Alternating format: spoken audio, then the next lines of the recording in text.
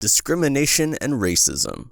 In the beginning, we, like the people of East Blue, saw the fishmen as nothing but monsters. When Yosoku told us about Jinbei releasing Arlong and how Arlong and his crew took over Kokoyashi Village, we hated them.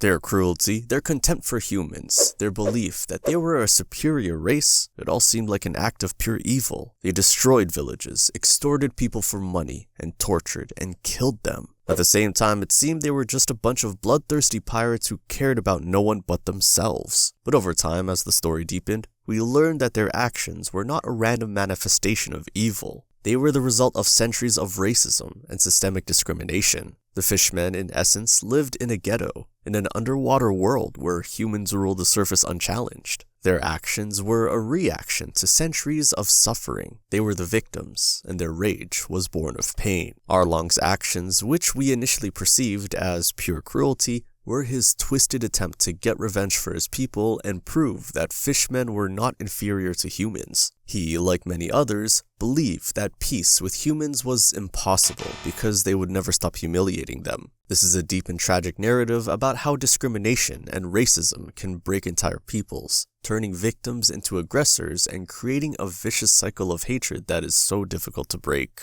Genocide. The incident in Ohara shows what true genocide is. Not just a mass murder, but as an attempt to erase an entire civilization from history. The world government mercilessly destroyed a whole island because its inhabitants sought the truth. The scholars were studying the poneglyphs, which contained the truth about the century-long gap in history. This truth was so dangerous to the world government that they didn't just forbid its study, they decided to wipe those who possessed it off the face of the earth. The operation was called the Buster Call. It was a massive and ruthless strike on the island that spared no one, not the scholars, not the children. Corruption. The deal between Arlong and Marine Captain Nizumi is a stark example of how corruption kills justice. Arlong bribed Nizumi to turn a blind eye to his crimes and not report them to Marine headquarters. It was a simple payoff. The Marines, who were supposed to protect the villages, instead began covering for a pirate for money. This deal had terrible consequences. The people of Kokoyashi Village lived in constant fear and oppression. Nami worked for Arlong for years, robbing other pirates to buy her village's freedom. But even when she said she had gathered all the money, Nizumi, under Arlong's orders, stole it. This showed that law and justice in this world can be sold, and ordinary people are left defenseless when those who should protect them betray them for money. Substance abuse.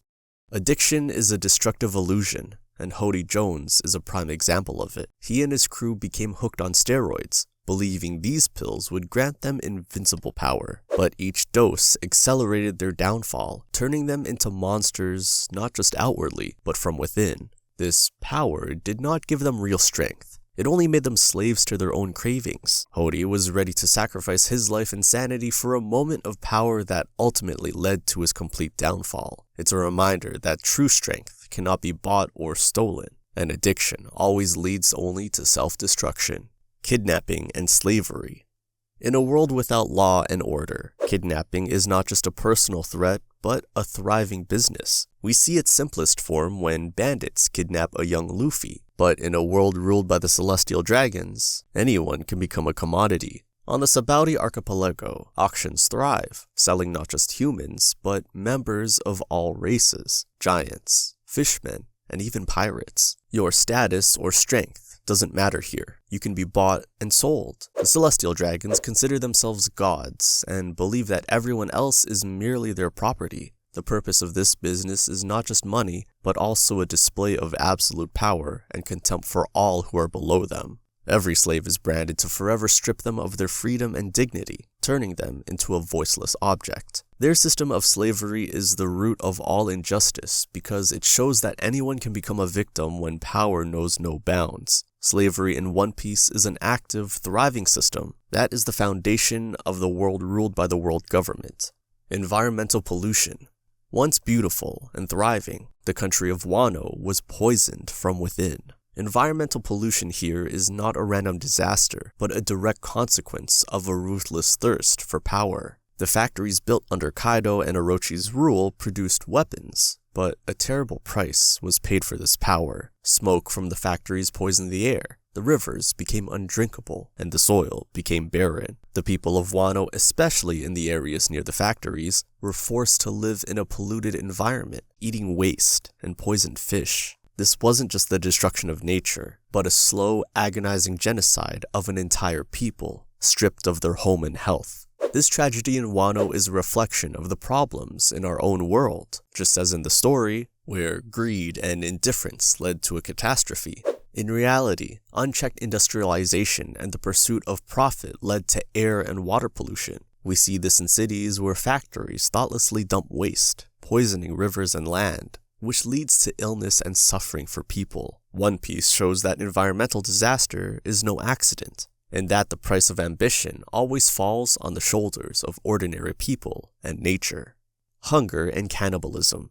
We see the tragic consequences in Wano, where people are forced to eat waste and drink poisoned water because Kaido and Orochi have hoarded all the food. This systemic problem, which starves an entire population, makes you wonder what a person is capable of when their body and mind are pushed to their limit. This struggle for survival sometimes pushes people to the most horrific acts, as in the case of cannibalism. Zeph's story is a tragic act of self-sacrifice. Stranded on a deserted island with no food, to save the life of a young Sanji, he cut off and ate his own leg, giving all the food to Sanji. This was not madness, but a desperate choice dictated by love and hope. This is why Sanji shows the example of how important it is to value food, every crumb of bread, and never to be wasteful with it, because he himself experienced what hunger is. At the same time, Big Mom shows a different, much more horrifying side of cannibalism. During her childhood hunger-induced tantrum, she fell into a frenzy and ate her adoptive mother and friends, never realizing what she had done. This was not an act of survival like with Zeph, but a manifestation of a monstrous, uncontrollable nature that hides behind her obsession.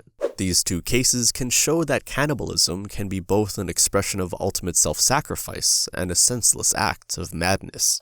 Incurable and dangerous diseases. Knowing the hunger of the people of Wano, Orochi, in a deliberate act of mockery, sent out defective smile fruits, which caused the people who ate them to contract an incurable disease. Their tragedy was that they permanently lost the ability to express any emotion except laughter. These smiles are not joy, but a constant grimace that conceals pain and suffering.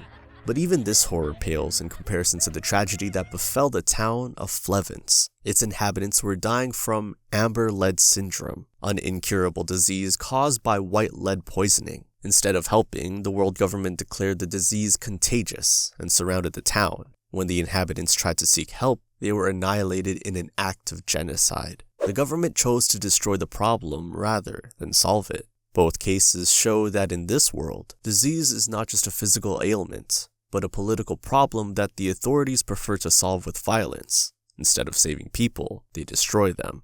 Experiments on children.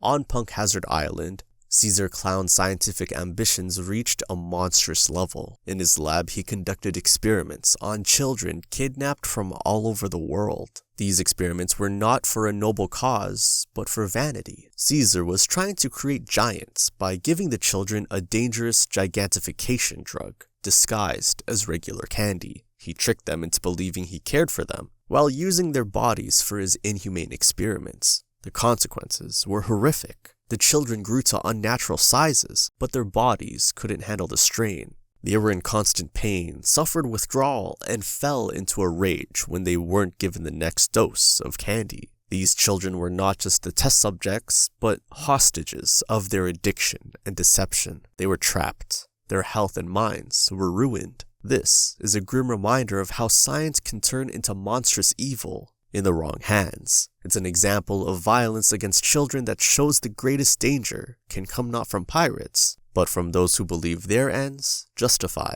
any means. PTSD. Ace's death at the War of Marineford was not just a loss for Luffy, but a devastating blow that completely shattered him. He fell into a state of shock and despair, his mind and body shutting down, unable to cope with the trauma. Luffy blamed himself for being too weak to save his brother, and this thought became his personal hell. He was on the verge of losing himself completely. It was at this moment that Jinbei was a huge help to him. Instead of pitying him, he directly asked, "Don't think about what you have lost. think about what you still have in this world." These words made Luffy remember his crew, those who were still waiting for him. Soon, Rayleigh joined him, who not only gave him a goal to train to become stronger, but also laid the foundation for his future: child abuse. Child abuse is a deep, recurring theme that shows how cruelty in childhood shapes a person. It's not just physical beatings, but also psychological and emotional abuse. For example, in Sanji's case, the abuse was aimed at breaking his spirit. His family humiliated him, deprived him of food, and locked him up to turn him into an emotionless soldier. It was systematic abuse, with the goal of turning a person into a tool. Another type of abuse is systemic. Nico Robin was hunted by the entire world government, who called her a demon. Her childhood spent in constant fear was an act of psychological abuse that left her unable to trust people. Similarly, Law became a victim of neglect and cynicism when his town and family were destroyed, and his disease was ignored. This shows that child abuse can be the act of a single person, or the result of a heartless system. It leaves deep scars, but at the same time, it is the reason these characters so desperately seek freedom, justice, and a place they can call home. Propaganda. In a world where power belongs to those who control information, the truth becomes a weapon. The world government uses newspapers as a tool of propaganda to manipulate public opinion and present itself as the sole source of justice. They portray Luffy as a dangerous criminal and an evil tyrant, even though he actually comes to liberate kingdoms from dictatorship and ruin. Clear examples are Alabasta, where he fought Crocodile, and Dressrosa, which he saved from Doflamingo. The people saw him as a hero, but the government-controlled newspapers called him a vile villain who caused chaos. They don't fear his strength, but the fact that people might see their enemy is actually bringing freedom. The government presents any fight for freedom as an act of pirate violence, so that no one dares to challenge them. In this way, they create a world where the truth is not what happens, but what they say. Revolutionaries.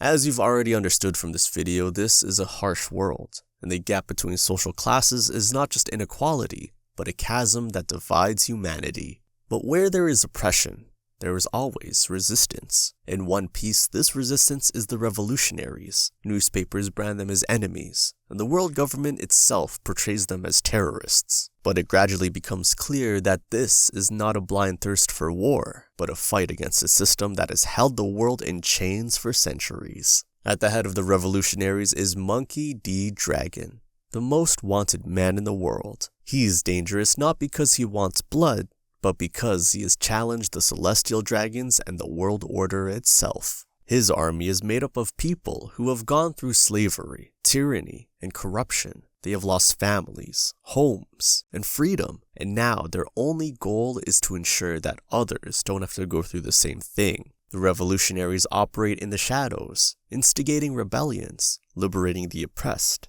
and dismantling the power of corrupt rulers. Their mission is both simple and terrifying. They want to destroy the roots of injustice, even if it means bringing down the entire existing order. Thanks for watching, guys. I hope you liked the video. Don't forget to subscribe and hit the like button.